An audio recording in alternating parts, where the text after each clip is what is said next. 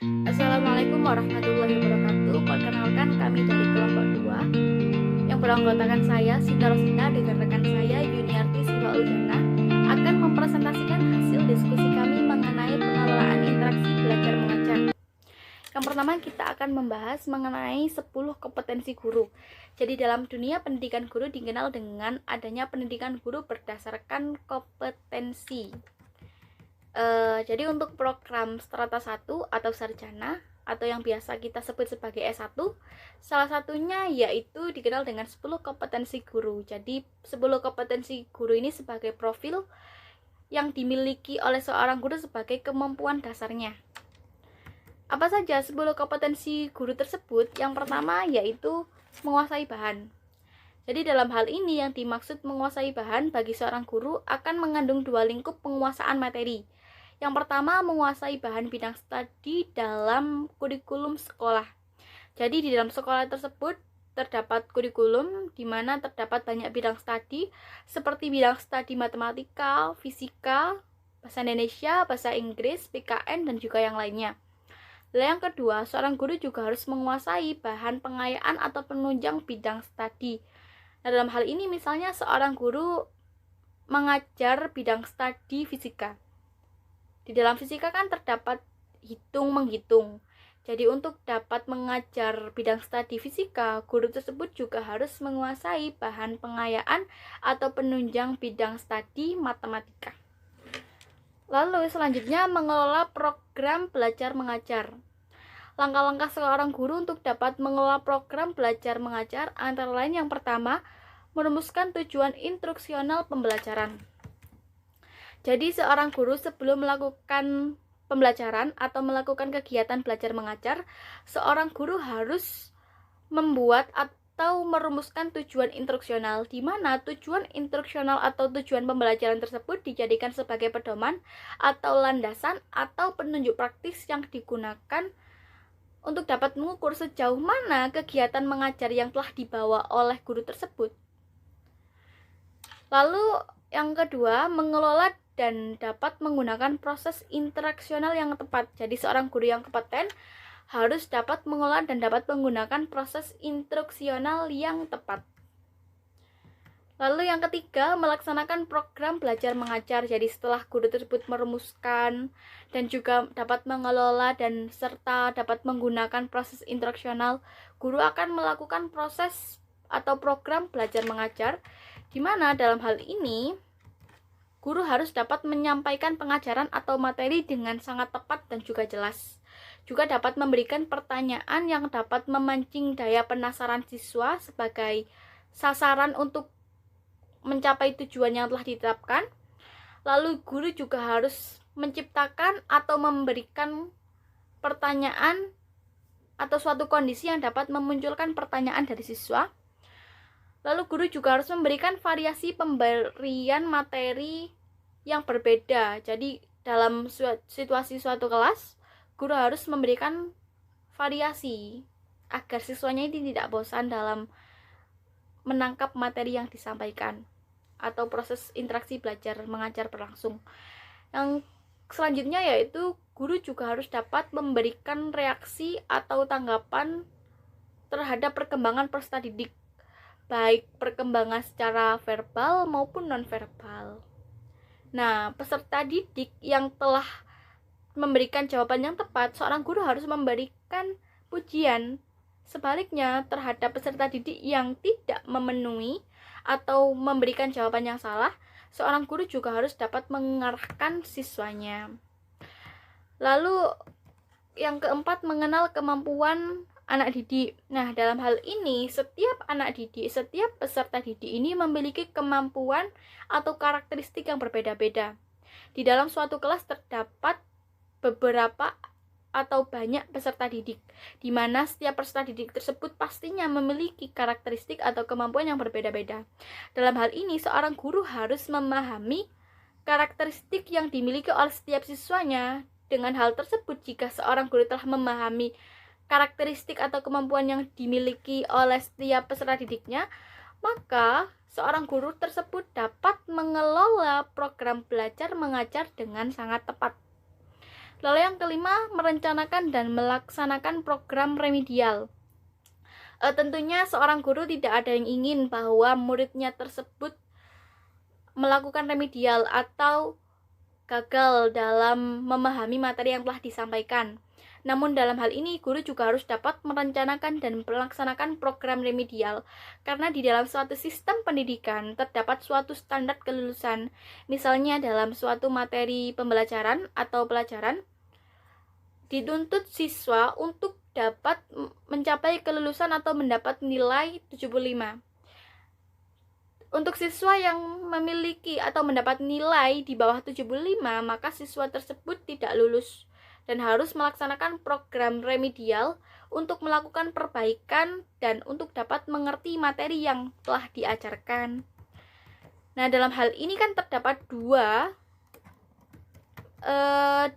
macam kegiatan yang ideal. Yang pertama, pengayaan bagi siswa yang telah mengerti materi pelajaran. Yang kedua, perbaikan bagi siswa yang belum berhasil. Jadi dalam hal ini seorang guru harus melakukan remedial kepada siswanya yang tidak memenuhi standar kelulusan. Adapun langkah-langkah yang dapat ditempuh dalam memecahkan kesulitan belajar, yang pertama yaitu diagnose. Jadi guru harus dapat melakukan diagnose. Kenapa siswanya tersebut bisa mencapai remedial atau gagal dalam melaksanakan tugasnya? Yang pertama yaitu guru harus melakukan identifikasi kasus. Yang kedua, lokasi jenis kesulitan atau tingkat kesulitan yang dialami siswa, juga faktor dari penyebab siswa tersebut gagal dalam melaksanakan tugasnya. Lalu setelah melakukan diagnose, seorang guru juga harus melakukan prognose, yaitu mengadakan estimasi tentang kesulitan. Selanjutnya terapi. Jadi dalam hal ini guru harus menemukan beberapa kemungkinan yang dapat menyembuhkan kesulitan tersebut. Jadi terdapat beberapa langkah penyelesaian yang dimiliki oleh seorang guru dalam mengatasi hal-hal yang sulit untuk dimengerti siswa. Apa yang tidak bisa siswa lakukan atau faktor apa yang menjadi penyebab kesulitan siswa, guru tersebut harus mempunyai solusi yang tepat. Lalu selanjutnya, mengelola kelas. Nah, dalam kegiatan mengelola kelas ini yang menyangkut pertama, mengatur tata ruang kelas yang memadai untuk pengajaran. Jadi dalam hal ini suasana ruang kelas yang kondusif dalam proses belajar mengajar akan menghasilkan situasi atau menghasilkan peserta didik yang nyaman, kerasan, dan nyaman, sehingga hal ini akan dapat menginginkan peserta didik menangkap materi yang diajarkan oleh seorang guru. Jadi kalau situasi kelasnya ini sudah nyaman, kondusif, bersih, juga baik, siswa tersebut akan menangkap materi pelajaran yang disampaikan oleh seorang guru dengan sangat tepat karena kenyamanan tersebut. Ini juga harus memperhatikan bahwa situasi kelas juga harus nyaman, karena kondisi kelas yang bersih akan menimbulkan situasi kelas yang nyaman. Jadi siswa akan dapat lebih kreatif jika tata ruang kelasnya memadai sesuai dengan pengajaran. Lalu yang kedua, menciptakan iklim belajar yang serasi. Nah, dalam hal ini yang dimaksud yaitu guru harus dapat menangani peserta didiknya yang merusak suasana kelas. Nah, biasanya dalam kelas kan terdapat beberapa siswa yang sifatnya nakal dan tidak dapat diarahkan atau dapat merusak suasana kelas atau mengganggu siswa yang lain. Sehingga dalam hal ini, guru harus dapat memberikan pengarahan kepada siswa tersebut untuk dapat melakukan hal-hal yang lebih produktif. Jadi mengarahkan hal-hal yang tidak baik terhadap siswa yang nakal tersebut ke arah yang lebih produktif lagi. Nah, dalam hal ini secara konkret ada beberapa langkah yang dapat diambil guru. Yang pertama, langkah-langkah siswa yang sudah sesuai dengan tujuan perlu dikembangkan dengan memberikan dukungan yang positif. Lalu guru juga dapat memberikan tindakan kepada siswa yang telah menyimpang dari tugas. Lalu juga dalam hal ini guru dalam menangani siswanya tidak boleh keras. Guru harus bersikap lemah lembut meskipun dengan tegas, dan juga harus sabar dalam menghadapi siswanya, penuh dengan kasih sayang. Lalu guru juga harus memperhitungkan dan memperhatikan reaksi-reaksi yang tidak diharapkan. Jadi jika ada reaksi-reaksi yang tidak diharapkan, guru sudah dapat memperhitungkan apa yang harus dilakukan olehnya. Lalu yang keempat, menggunakan media atau sumber. Nah, dalam hal ini terdapat beberapa langkah-langkah yang dapat diambil oleh guru untuk menggunakan media, antara lain. Yang pertama, mengenal, memilih, dan menggunakan media. Nah, dalam hal ini seorang guru harus selektif, karena dalam menggunakan atau menggunakan media atau sumber harus berdasarkan metode atau materi yang diajarkan. Lalu yang kedua, membuat alat-alat bantu pelajaran yang sederhana. Nah, hal ini perlu karena jika alat-alat bantu pelajaran yang tidak sederhana akan menimbulkan penafsiran yang berbeda, berbagai penafsiran yang berbeda dari peserta didik. Oleh karena itu diperlukan seorang guru membuat alat-alat bantu pelajaran yang sederhana. Lalu yang ketiga, menggunakan dan mengelola laboratorium dalam proses belajar mengajar. Nah, dalam hal ini kegiatannya misalnya kegiatan eksperimen atau penelitian, guru harus dapat mengelola dan juga menggunakan laboratorium dengan tepat dan juga baik.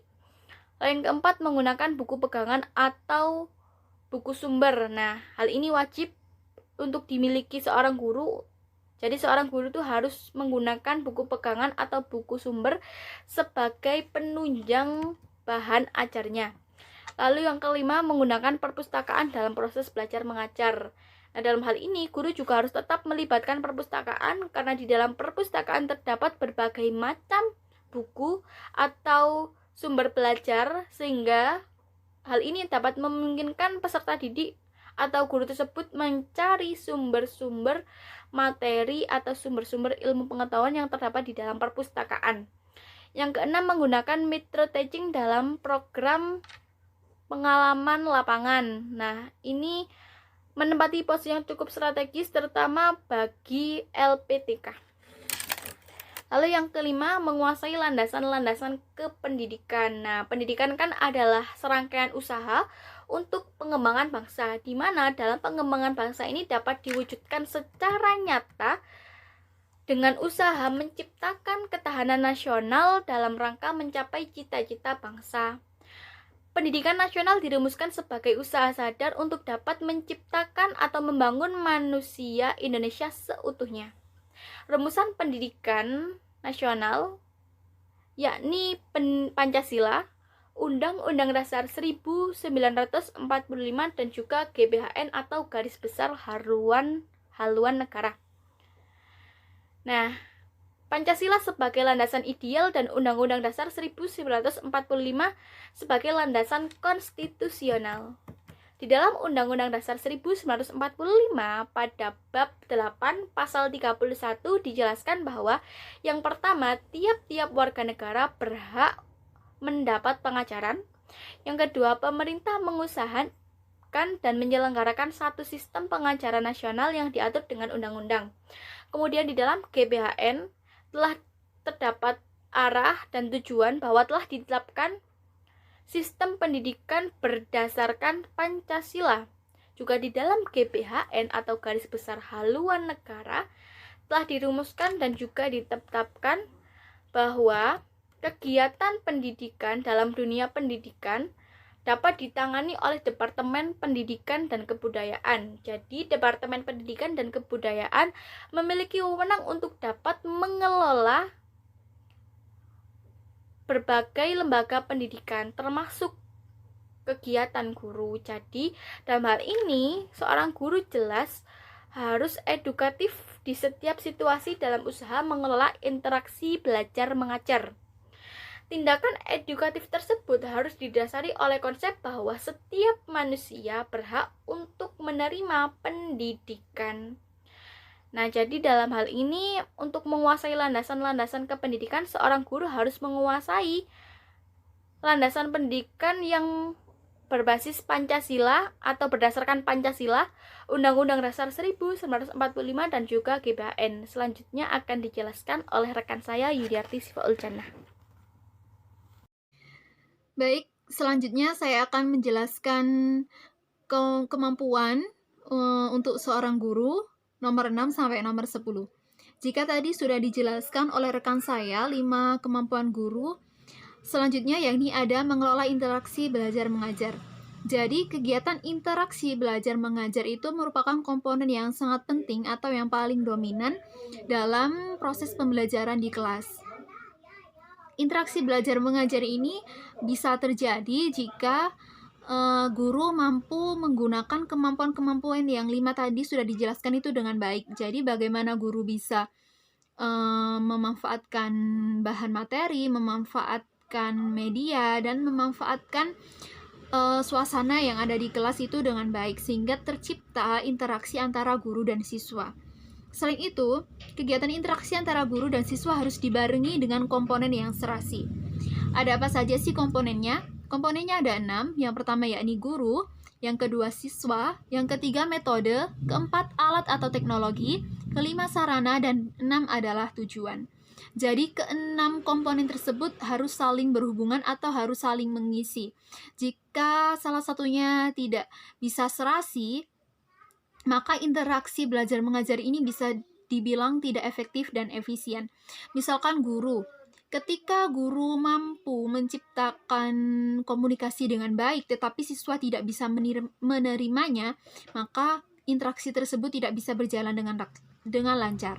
Atau ketika guru dan siswa ini sudah mampu saling berinteraksi tetapi tanpa adanya metode yang dilakukan oleh guru dan tanpa atau alat atau perantara, interaksi itu akan terjadi biasa-biasa saja sehingga menyebabkan murid ini mudah bosan.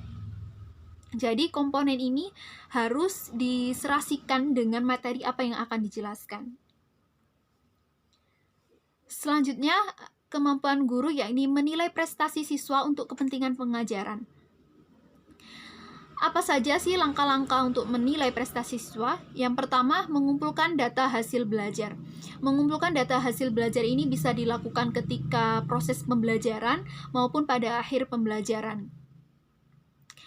Yang kedua, yakni menganalisis data belajar siswa. Menganalisis data hasil belajar siswa ini bisa digunakan untuk menilai antar individu atau antar siswa ini kemampuannya itu sudah seberapa, dan untuk mengetahui metode yang kita berikan itu berhasil atau tidak. Yang terakhir, menggunakan data hasil belajar siswa untuk melahirkan feedback dari siswa. Melahirkan feedback dari siswa ini sehingga kita tahu siswa ini cocok apa tidak dengan metode tersebut, atau siswa ini apakah ada pola-pola pengajaran lainnya. Seperti itu. Ketika kita sudah menerapkan kemampuan yang tadi, tapi kita tidak menilai prestasi siswa, itu sama saja kita tidak tahu hasilnya. Kita tidak tahu apakah metode yang kita gunakan itu sudah benar, kita tidak tahu apakah pengajaran selama ini tuh berhasil atau tidak. Jadi menilai prestasi siswa itu bisa dilakukan dengan tugas-tugas. Bisa tugas individu maupun tugas kelompok, tergantung seberapa kreatif gurunya. Kemampuan yang ke-8 yakni mengenal fungsi dan program bimbingan dan penyuluhan di sekolah. Adapun prinsip-prinsip kemampuan ini yaitu diberikan secara sengaja. Diberikan secara sengaja ini jadi lembaga di sekolah tersebut bisa dibilang ada sebuah organisasi atau ada seorang guru, biasanya disebut dengan guru BP, itu fungsinya untuk memberikan bimbingan atau konseling kepada siswa. Yang B, melalui hubungan antar personal. Jadi itu tadi bisa dilakukan dengan guru BP antar personal, jadi antara siswa dan guru saling berkomunikasi, dan ini juga berfungsi untuk mempererat atau kita itu mudah mengenal karakter siswa tersebut. Maaf. Nah, yang C, agar siswa dapat mengatasi hambatan yang dialami pada proses perkembangan. Ketika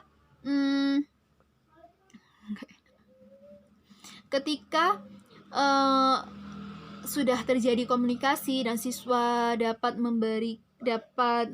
dapat curhat atau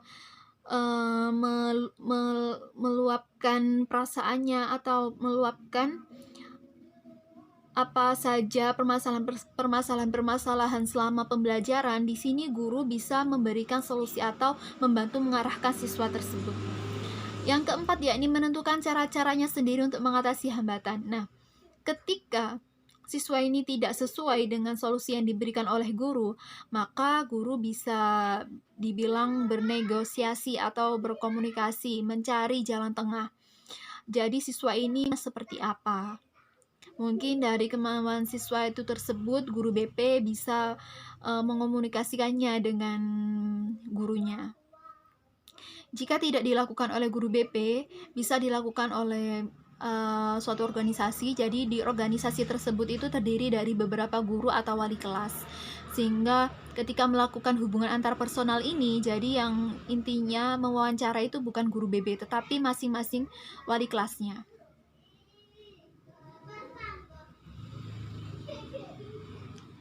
Yang kesembilan yakni kemampuan mengenal dan menyelenggarakan administrasi sekolah. Jadi administrasi sekolah ini dibagi menjadi dua. Yang pertama yakni recording atau catat mencatat. Catat mencatat ini dibagi atau diperuntukkan untuk dua pihak. Yang pertama yakni kepala sekolah, yang kedua yakni guru. Siswa memerlukan administrasi untuk daftar presensi, tugas, hubungan antar siswa, partisipasi siswa, identitas diri, latar belakang orang tua, riwayat pendidikan, kesehatan, dan catatan khusus. Jadi misalnya, mengapa sih perlu daftar presensi? Dari daftar presensi tersebut kita bisa mengetahui seberapa sering siswa itu masuk, seberapa sering siswa itu berpartisipasi dalam pembelajaran kita. Yang kita ambil satu sampel lagi yakni hubungan antar siswa. Jadi perlunya hubungan antar siswa karena sekolah itu tidak melulu mengenai teori, tetapi kita juga harus menumbuhkan jiwa antar sosial atau jiwa saling menghargai, menghormati, dan saling membantu. Lalu ada lagi catatan khusus. Catatan khusus ini misalnya keperluan apa saja sih, atau misal karakter siswa ini bagaimana sih, sehingga kita itu bisa menentukan bagaimana cara kita menyikapi siswa tersebut. Selanjutnya, catat mencatat untuk guru. Jadi guru perlu administrasi, silabus, PPSI atau perencanaan pembelajaran, buku batas pelajaran, kumpulan soal dan tugas, catatan hasil evaluasi, notulen pada waktu rapat, dan catatan agenda. Jadi saya ambil sampel yakni silabus atau rencana pembelajaran ya. Guru membutuhkan rencana pembelajaran agar nantinya ketika memberikan materi di kelas itu kegiatannya bisa tersistem atau terarah. Tanpa rencana, biasanya guru akan kerepotan dalam melakukan proses pembelajaran. Misalkan satu semester itu sudah hampir habis, tetapi materinya tidak habis-habis. Nah, itu salah satu sebab dari guru biasanya tidak merencanakan dengan baik. Yang kedua yakni reporting atau lapor-melapor. Lapor-melapor ini diperuntukkan untuk kedua pihak. Yang pertama ada kepala sekolah dan kedua ada orang tua. Kepala sekolah sendiri yaitu kita perlu melapor mengenai pengorganisasian siswa, inventaris kelas, keuangan kelas, mutasi, kenaikan dan tamat belajar, perkembangan prestasi dan hasil belajar. Yang kedua yakni untuk orang tua. Untuk orang tua ada hasil belajar, perkembangan peserta didik. Jadi kalau kita tahu biasanya kalau untuk orang tua itu rapot ya. Yang terakhir yakni 10. Memahami prinsip-prinsip dan menafsirkan hasil penelitian pendidikan guna keperluan pengajaran. Jadi tugas ilmu dan penelitian yakni yang pertama memberikan gambaran secara jelas mengenai persoalan. Yang kedua, menerangkan kondisi yang mendasari terjadinya peristiwa.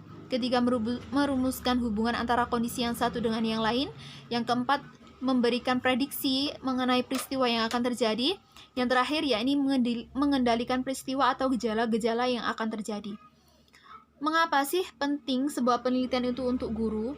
Karena semakin majunya teknologi, semakin majunya perkembangan zaman, maka pendidikan itu juga berkembang. Ada beberapa hal-hal atau metode-metode pembelajaran itu yang harus diubah. Kalau misalkan dulu sistem pembelajarannya masih tradisional, kalau kita tidak melakukan penelitian terhadap siswa itu sendiri atau tidak melakukan penelitian mengenai efek dari pembelajaran tradisional itu, kita tidak akan menggunakan metode modern atau metode yang kita lakukan saat ini. Kita pasti akan stuck di metode tradisional jika tidak ada penelitian. Maka penelitian ini diperlukan untuk guru juga bisa mengikuti zaman atau era dan bisa menyesuaikan dengan permasalahan-permasalahan siswa pada umumnya. Mungkin itu saja yang bisa saya sampaikan dengan rekan saya, 10 kemampuan guru yang harus dimiliki agar belajar mengajar bisa terjadi dengan efektif dan efisien. Saya dan rekan saya, Sinta Rosita, mohon maaf jika ada salah kata. Semoga ilmu yang kita berikan bisa bermanfaat. Wassalamualaikum warahmatullahi wabarakatuh.